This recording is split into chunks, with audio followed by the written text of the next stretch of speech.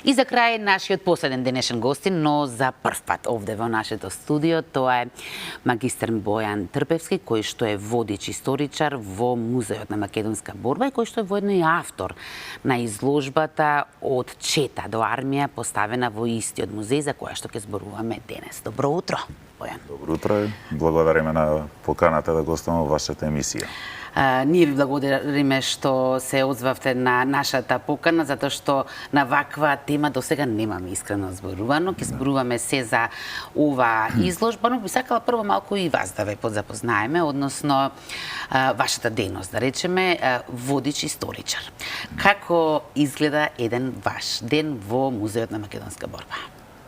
Така, впрочем, ние во музеот сме тим од 4 водичи и всушност кога доаѓаме секој со својот ред, ги патуваме посетителите кои што ќе купат билет во постојаната музејска поставка да разгледаат или евентуално ако одбираат опцијата да слушаат презентација од водич, ги водиме стручно низ поставката, дали на македонски или на англиски јазик, во зависност од каде доаѓаат.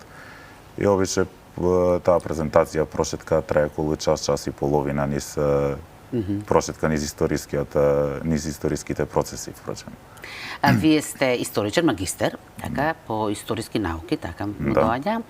Ме интересира како историчар, кој период од нашата историја лично вам ви е така најфасцинантен?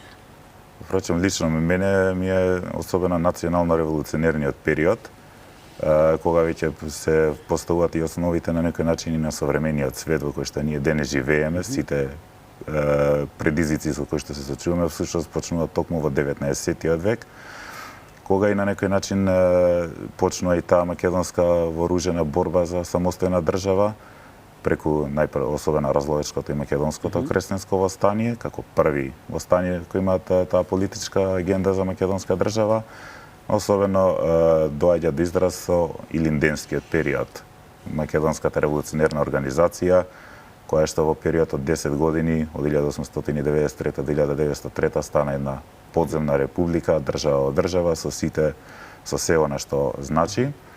И, впрочем, и партизанските одреди подоцна кои ќе се борат во Втората светска војна, токму и носат имињата на илинденците. Своевидно продолжување некако. Како еден вид континуитет. Сега, ако ве прашам за една историска личност, веројатно нема да биде лесно да одговорите, сигурно имате многу на кои што им се восхитувате, но еве сепак да издвоиме лично кого најмногу го почитувате или кој најмногу не символизира нас, да речеме, без него ние не би биле ние. Впрочем, како и целата македонска историографија официјална, која што е представена во музеот, особено со својата идеја восхитува Гоце Делчев, кој што представува водачот на македонската револуционерна организација. Тој е всушност оној што ги создава на некој начин сите институции на таа организација. Пишува уставот и правилникот. Умот. Да, умот всушност на таа организација, мозокот и правилникот со кој што се создаваат четите, кој што представуваат еден вид своевидна војска на таа организација и всушност е најомилениот меѓу македонското население во тој период, кој што знаел да го привлече населението да се зачлени во таа организација. Да преминеме сега на самата изложба Од чета до армија. За каква изложба станува збор? Па изложбата се состои од 5 паноа, кои што има македонски и англиски текстови, кои што се дадени фактографски податоци за историскиот развој во создавањето на македонската армија, како што и оди насловот, од првите ајдински дружини, преку токму тие одреди што се борат во разловечко македонско востание, Четничкиот институт на организацијата, подоцна исто така учеството во Балканските војни, Првата светска војна, кога за жал сме разделени меѓу 3 армии, за да на крај да се дојде преку Втората светска војна, партизанските одреди кои што постепено прераснуваат во една вистинска организирана војска со сите оние војни единици, батальони, бригади, дивизии и корпуси. И на крај завршуваме токму со периодот кога сме дел од Југословенската федерација, кога на некој начин улогата на македонска армија игра таа пета југословенска армија што била стационирана во Македонија и некогашните припадници на таа Југословенска народна армија учествуваат токму во создавањето на армијата на Република Македонија. Речем, каде што е главната поставка во музејот завршила со осамостојањето на Македонија, така и оваа изложба завршила токму со создавањето на македонската армија. Покрај овие паноа, исто така имаме и 6 витрини. Да, кои што претпоставувам особено се интересни за посетителите, но сакав само да запрашам, ова станува збор за малку посложен проект. Да. Секако финансиран, поддржан од Министерството за култура и туризам. Самата изложба е последна фаза. Што претходеше? Така, таа всушност преку што се одвиваше во неколку фази, кои што се започна најпрво со кабинетски истражувања во рамките на самата институција, да видиме со што располагаме во своја собственост, па потоа продолживме преку исто работа со сродни институции од оваа дејност. Своевидни теренски истражувања, теренски истражувања, особено се стави акцент истражувањата во Државниот архив во Скопје и подрачните единици во Прилеп, Битола, Велес и Штип, кај што исто така дојдовме до некои фотографии, кои што дел се изложени како скенирани фотографии заедно со текстот. И исто така во воениот музеј, кој што е во рамките на Музејот на Македонија, и таму имавме известна соработка. Издадовте во меѓувреме и каталог? Да, каталогот беше издаден во 300 примероци во 2023 година и тој во меѓувреме всушност на некој начин се распродаде, се раздаде поради големиот интерес. Одлично. Сега, ги видовме, цирнавме малку во витрините, нема се да откриеме, сепак остануваме на посетителите да дојдат да ве посетат, бидејќи изложбата се уште трае, но ајде да видиме колку што разбрав, 36 оригинални предмети. Така, за какви предмети станува збор? Нешто можат веќе да видат и гледачите. Што станува збор за оружје и воена опрема, кои што биле користени во соодветните историски периоди, од кои што може да се истакне пример пушката Берданка, која што била особено доста користена од македонските чети на организацијата и дури е опеана и во македонската народна песна, бомбата Одринка, која што исто така била произведувана тука. Впрочем, во периодот од Илинденското востание била тој е Илинденски период. И впрочем самата организација имала своја на некој начин фабрика за производство на оружје, која што со оглед на околностите дека действувала илегално, сепак била со краток век на траење. Што значи, ако добро разберам, овие парчиња што ги имате во вашиот музеј од тој период зборуваме, си да се произведени кај нас? Па не баш, всушност сите има и тука, но има и од странско потекло. Пример Берданката е од странско потекло. Исто така имаме и кубури, кои што се и од западен тип, значи повторно странско потекло. А печатот, исто така имаме и копија од печатот на Македонското востание, кој што Димитар Поп Гергиев Беровски како главен организатор го удирал на главните документи. На самиот печат и пишува началник на штабот на Македонското востание. Покрај тоа Франкот, предпоставувам дека особено привлекува внимание, затоа што е на него изгравирано ВМРО, така? Да, впрочем, токму по тоа и се истакна тој револвер, кој што на дното всушност од држката има изгравирано ВМРО, како што е името на организацијата после Илинденскиот период, односно конкретно 1905 година. А покрај тоа исто така имаме и од посовремено време оружје кои што биле особено користени од партизанските одреди, како пример 4 автомати се издаваат, Томсон, кој што мисля дека беше американски, Маузер, ППШ и исто така останати. Да прашам дали функционираат се уште или не смее ни да се проба, тој не смее. Некои може да се каже дека функционираат, но малку на свој ризик. Поедно ве прашам вака како историчар, што може, предпоставувам дека на разни начини може многу да се дознае за нечија историја. Преку оружјето, што може да се заклучи за нашата историја?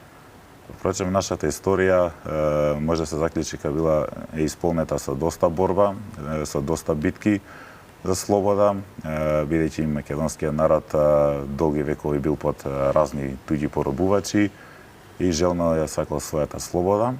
И впрочем не чекал да му падне од небо, туку сакал самиот да се избори за нејзе, за таа слобода и исто така оружјето на некој начин самите си го покривале од свој джеб или евентуално го запленувале во битките од загинатите непријатели, припадници на непријателските единици. За борбеноста на нашите предци колку говори?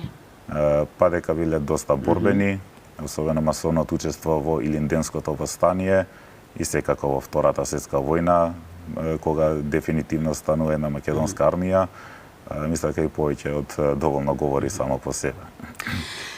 Дел од ова оружје веќе вие го поседувавте, вашиот музеј. Некој од нив за прв пат се пред очите на јавноста, а дел ги имате и добиено како подарок. Така? Да.